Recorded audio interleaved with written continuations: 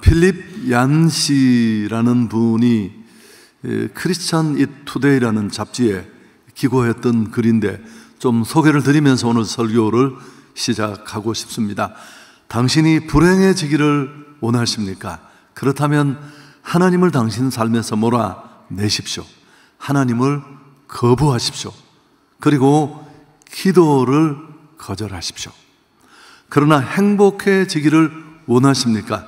그렇다면 하나님을 당신의 주인으로 모시십시오. 그리고 하나님 앞에 엎드려 기도하는 것을 배우십시오. 나의 연약함, 내가 알고 내가 죄인이고 하나님 앞에 피조물이라는 사실을 겸허히 깨닫는다면 나는 그 하나님의 도움 없이는 호흡할 수 없는 존재, 생존할 수 없는 존재라는 것을 안다면 기도를 배우십시오. 기도란 바로 나의 도움에 대해서 하나님의 공급을 체험하는 것이고 내 인생이 하나님께 붙들림을 받아 쓰임을 받는 설레이는 모험, 그것이 바로 기도입니다. 참 멋진 표현이죠. 글을 잘 쓰는 분이어서 그렇게 표현했습니다. 여러분, 계속 강조합니다마는 기도는 그리스도인의 삶에서 매우 중요합니다. 오죽했으면 호흡에다가 비유했을까요? 사실 오늘 이 내용은 굉장히 쉽지만 어려운 내용인데 바른 기도를 가르치십니다. 유대인들의 잘못된 기도를 통해 우리가 롤 모델도 있지만 뭐가 또 있어요? 반면교사. 잘못된 걸 보면서 우린 저렇게 하지 말아야 되지. 오늘 이 말씀은 바로 유대인들의 잘못된 기도를 통해 무엇이 참된 기도인지를 가르쳐 주는 그런 대목이라고 할 수 있습니다. 기도의 장소라기보다는 애초부터 제가 그렇게 시작을 했습니다만 오히려 기도의 태도, 기도의 자세, 기도의 마음가짐, 이런 측면의 교훈이 되겠습니다. 우선 반면교사 삼기 위해서 첫 번째로 말하는 기도는 바리새인과 서기관들이 많이 하던 그 외식 기도를 언급합니다. 유대인들은 정기적으로 기도하는 습관을 가지고 있었습니다. 다니엘의 경우를 봐도 하루 3번씩 기도했잖아요. 끌려간 그 땅에서 늘 그랬으니까. 오전 9시 또 정오 12시 오후 3시 이렇게 시간을 정해놓고 기도했습니다. 근데 문제는 이 시간이 되면 어디든지 장소를 가리지 않고 기도했습니다. 테필라라는 기도문이 다양한 상황에 할 수 있는 기도문을 두고 그걸 막 읽으면서 기도하는데 성기순례 갔을 때 우리가 통곡의 벽에서도 봤습니다만 곳곳에서 그냥 사람이 있건 말건 막 옷 입고 달고 그렇게 막 외칩니다. 특히나 사람이 많이 다니는 시장 바닥이나 회당 거리 같은 데서 일부러 얼쩡거리다가 그 시간에 기도하는 일도 발생했습니다. 시간 맞춰. 왜 그랬을까요? 경건을 보여주고 싶어서, 자랑하고 싶어서, 사람들의 칭찬이 듣고 싶어서. 예수께서는 이런 그들의 잘못된 기도를 꿰뚫어 보시고 지적하신 내용이 오늘 5절인데요. 함께 읽을까요? 또 너희는 기도할 때 외식하는 자와 같이 하지 말라. 그들은 사람에게 보이려고 회당과 큰 거리 어귀에 서서 기도하기를 좋아하느니라. 내가 진실로 너희에게 이르노니 그들은 자기 상을 이미 받았느니라. 무엇이 잘못됐습니까? 기도가 잘못된 게 아닙니다. 하루 3번 기도한 기도의 숫자가 문제가 아닙니다. 기도의 동기가 문제였습니다. 왜요? 기도는 하나님 앞에 하는 것입니다. 어디에서가 아니라 누구에게가 중요해요. 내가 기도하는 분은 하나님이시고 나의 기도를 받으시고 응답하실 분도 하나님이신 줄 믿습니다. 그런데 그들의 기도는 그 동기가 잘못됐습니다. 사람에게 보이려고, 그들의 칭찬과 인정 때문입니다. 그런 면에서 그들은 이미 자기 상을 받았죠. 왜? 칭찬받고 인정받았으니까.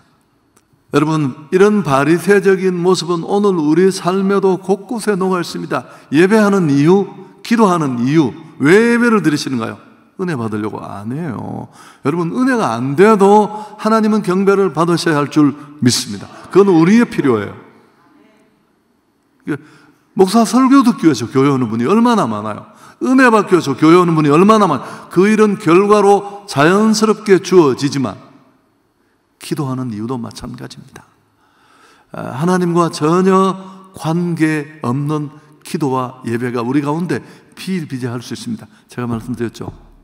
이런 예배, 이런 기도는 할수록 더 나빠져요. 하나님과 점점 더 멀어집니다. 기도 안 하는 사람 문제 없어요. 기도만 하면 돼요. 기도를 하루에 4시간, 5시간씩 하는 분, 또 미안합니다. 제가 그분 얘기. 제가 만났던 그분은 새벽에 주시옵소를 1000번씩 합니다. 이건 주문이에요. 맨날 형무소 계세요. 여러분, 그게 기도입니까? 그게 주문이지. 나는 기도했다는 종교적 의의는 가득한데 목소리 깔고 쥐 하면서 맨날 하는데 그럴수록 주님과 점점 멀어져. 교회 문제와 사역자들의 길을 가로막는 가장 큰 아픔과 눈물의 원인, 주기도 못하고 살리도 못하고.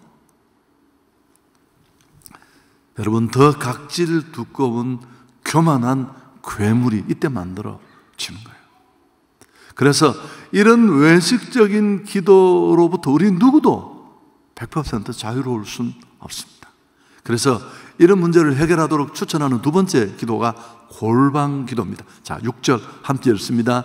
너는 기도할 때에 내 골방에 들어가 문을 닫고 은밀한 중에 계신 내 아버지께 기도하라. 은밀한 중에 계시는 내 아버지께서 갚으시리라. 골방 기도를 추천하는데, 여러분, 골방은 세상과 차단된 작은 방을 말하지만 원래 여기 말하는 의미는 마음의 방이죠. 기도자가 온전히 우리의 기도를 받으실 그 하나님께만 집중하며 기도할 수 있는 마음의 자세, 그게 바로 골방인데요. 장소의 개념보다는 온전히 기도할 수 있는 마음의 태도, 자세, 그게 필요하다는 뜻인데, 당시 바리새인과 서기관들은 사람에게 보이고자 했습니다. 일부러 길거리로 뛰쳐나오고 시장 어귀에서 시간을 맞추어서 그렇게 손을 들고 머리를 흔들고 소리 지르며 자신의 종교적 모습을 과시했습니다. 그래서 예수님께서는 이런 기도는 기도가 아니다. 골방으로 들어가라. 문을 닫는다는 것은 세상적인 것과 격리해서 오로지 하나님 한 분께만 집중하도록 하기 위해서입니다. 그래서 기도의 장소보다는 신실한 마음으로 온전히 기도하라. 진심의 기도가 되는 게 너무너무 중요합니다. 제가 이 키네스 케인 킹혼이라는 여자분의 얘기는 정말 좋아하는 얘기고 많이 했고, 오늘 딱 맞는 얘기예요. 아이를 넷 키우면서 이 키네스 케인 킹혼 부부가 깨닫게 된 게 뭘까요? 요새 우리나라도 그렇게 많이 키우지만 아이들 방에 따로 작은 침대를 마련해 두고 어릴 때부터 키워요. 밤에 아이가 무슨 필요가 생기거나 문제가 생기면 막 울면 부모는 자기 방 건너방에서 있다가 긴장합니다. 왜 그러지? 그리고 첫 번째 찾는 게 그 울음의 진지함을 보고 엄마는 그 노하우를 가지고 있어서 알아요. 저게 지나가다가 그냥 우는 헛울음이다, 가짜 울음이다. 아이들은 흔히 그러니까. 그렇지만 그 울음소리를 딱 들어보고 진심이 느껴지고 엄마는 경험적으로 무슨 긴급한 상황이 생겼구나. 베개가 코를 뒤집어 막았던 뭐 기저귀를 갈아달라든 하여튼 그런 잠옷을 바람에 날리면서 아이에게 달려가잖아. 우리의 기도도 그럴 수 있다는 겁니다. 얼마나 길게 하느냐, 얼마나 소리 지르느냐, 얼마나 많이 하느냐가 중요한 게 아니라, 그래서 골방 기도란 바로 그런 것입니다. 은밀한 중에 모시는 아버지께 기도하는 겁니다. 그분은 나의 아버지고 나는 그의 자녀니까 나의 신분과 상관없이 관계를 의지해서 드리는 진실한 마음으로 드리는 기도인 줄 믿습니다. 여러분, 골방 기도의 특징은 나와 하나님과의 관계에 집중하는 기도고, 이런 면에서 혼자서 드리는 개인 기도가 진짜 최고의 기도예요. 아무도 없을 때 하는 당신의 행동, 그게 바로 당신이고 그게 바로 당신의 신앙이다. 여러분, 저도 그렇지만 공개적으로 하는 일들은 우리는 조금씩 보이는 대상을 인식할 수밖에 없습니다. 좀 오늘 설교와 일맥상통하는지 모르겠습니다만 이번 한 주간 동안 얼마나 어느 정도 하나님 앞에 길이를 떠나서 그냥 침대에서 하루를 시작하면서 잠깐 이불을 이렇게 뒤집어 쓰고 들여는 2분이라도 좋아요. 정말 내 진심을 들이면서 은혜 없이, 하나님 도움 없이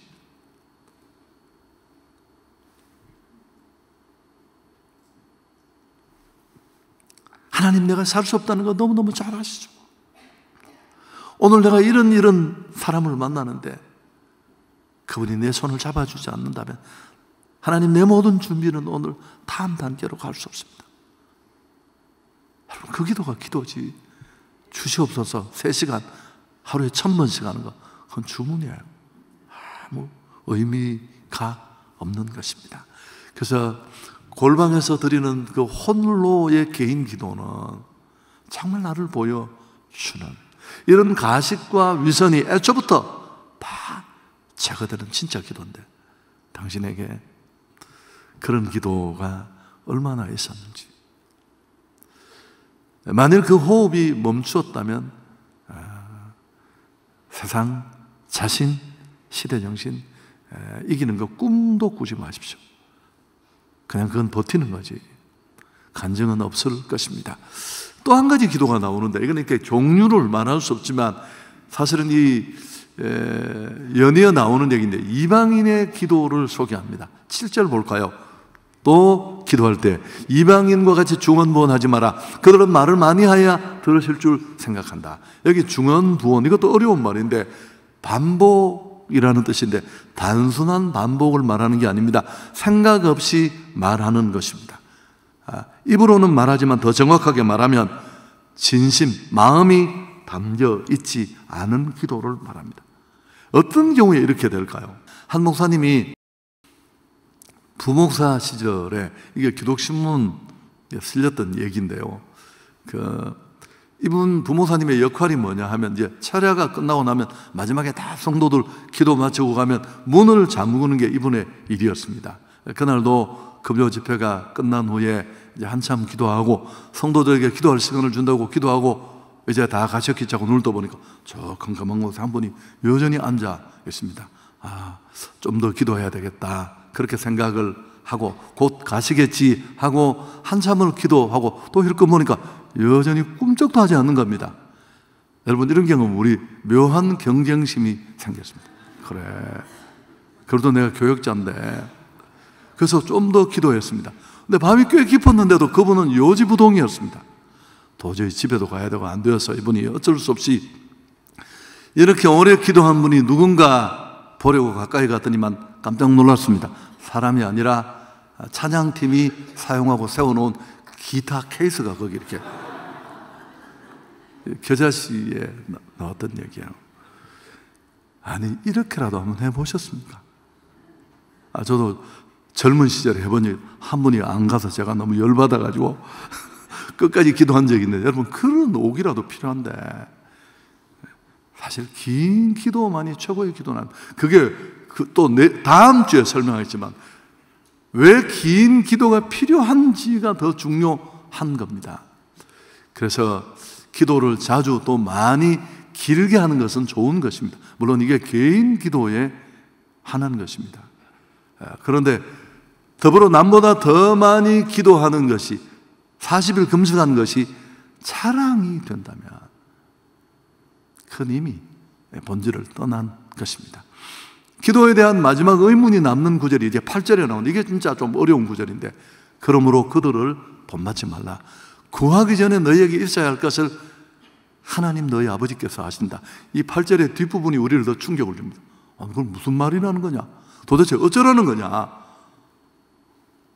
아니, 기도 길게도 하지 말고 반복도 하지 말고 하나님 아버지라서 다 안다는데 그때 우리가 기도할 필요가 있는가? 여러분, 여기서 중요한 건 그러므로라는 라는 접속사인데요, 문맥상으로 보면 이방인들의 중언부언하는 기도하지 마라, 너희가 기도할 필요 없다. 왜냐하면 아버지가 이미 다 안다. 뭐 아버지를 모르겠나 아버지가.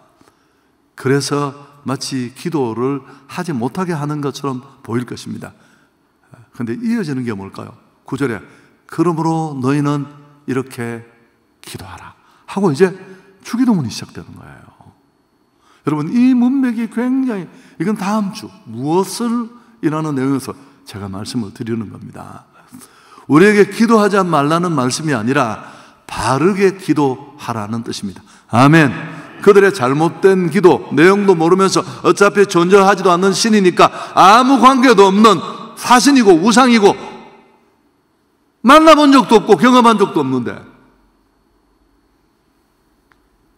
대화를 그렇게 할 수는 없지만, 그래서 그들의 기도를 지적하면서 좀 짧게만 설명드리면, 오늘 본문과 여러분, 기도하는 첫 번째 이유가 뭘까요?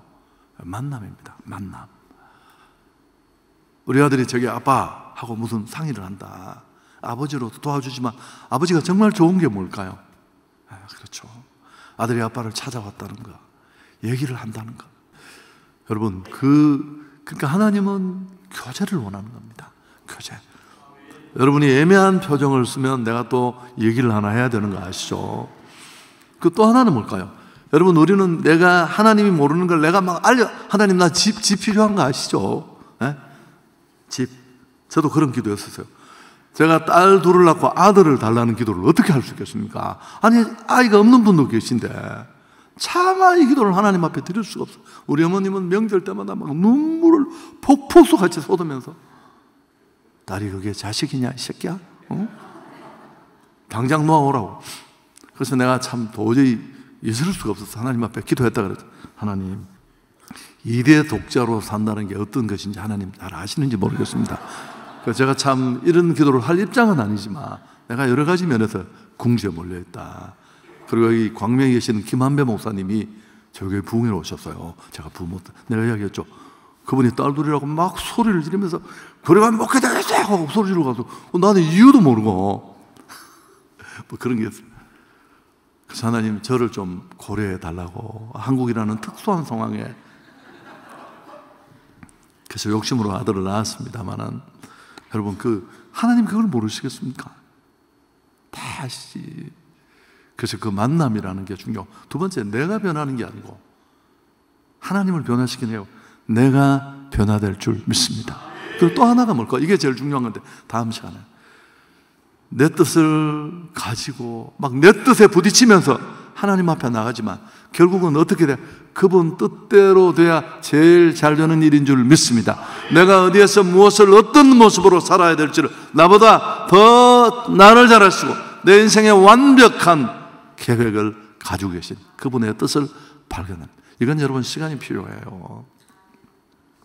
그래서 요한복음 15장 7절에 너희가 내 안에 거하고 내 말이 너희 안에 거하면 무엇이든지 원하는 대로 구하라. 그러니까 하나님을 아는 게 중요한 거예요. 만남을 통해서 알아가고, 부부가 평생을 살아도 잘 모르잖아요. 여러분, 오늘 이제 제자반 성장반 개강하는 거 뭐 그게 별건가 싶지만 아니요. 제가 늘 말하잖아요. 자식은 다 유치원부터 좋은 유치원 보내려고 막 달려가고 유학 보내면서 교회에서는 아무것도 배우지 않아요. 도대체 무슨 배짱이세요? 여러분, 이 신앙생활이라 내 인생의 죄로 치렀던 그 큰 물줄기를 완전히 꺾어 뒤집어 엎는 건데, 그렇게 간헐적으로 주일날 이 한 번 듣고 내 속에 이미 고착된 그 많은 것들을 털어낼 수 있을까요? 전 불가능하다고 봐요. 만일 그렇게 신앙생활을 잘하고 계신다면 그건 정말 특별한 은혜이고요. 제가 여러분에게 기도의 장소는 의미가 없다라고 말한 것처럼 보이지만 아닙니다. 제가 결론에 드리고 싶은 제안이 있다면 골방이 필요하다라는 겁니다. 여러분, 남자가 40, 50이 넘어가면 남성들만 그런지 모르겠는데 자신의 아지트를 만들고 싶은 그런 경향이 있대요. 막 형편이 안 되는 사람은 친구 4, 5명이 모여서 같이 작은 공간 하나를 마련하고 뭐 그렇게 가서 생각도 하고 기타도 치고 또 쉬다 하고 그렇게 한다고 하는데요. 영적으로도 마찬가지입니다. 지금부터가 중요한데요. 여러분, 참 기도는 기술도 연기도 아닌 일종의 관계다. 제가 IVP 주석을 보다가 찾아낸 문구인데요.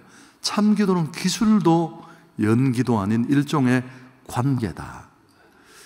여러분, 관계가 대화인데 그 관계에서 정말 대화를 원만하게 하는 건 제가 말했죠. 표현력, 문장력 그런 게 아니라 진심, 진정성입니다. 논리적으로는 무슨 말인지 모르겠는데 진심이 느껴지면 우리는 기꺼이 도와줍니다. 못 도와주더라도 친구한테 전화해서 야야, 나는 못 도와주는데 네가 좀 도와주면 안 되겠니? 그럴 수 있죠. 여러분, 사실 5절은 연기로서의 기도입니다. 외식하는 기도는.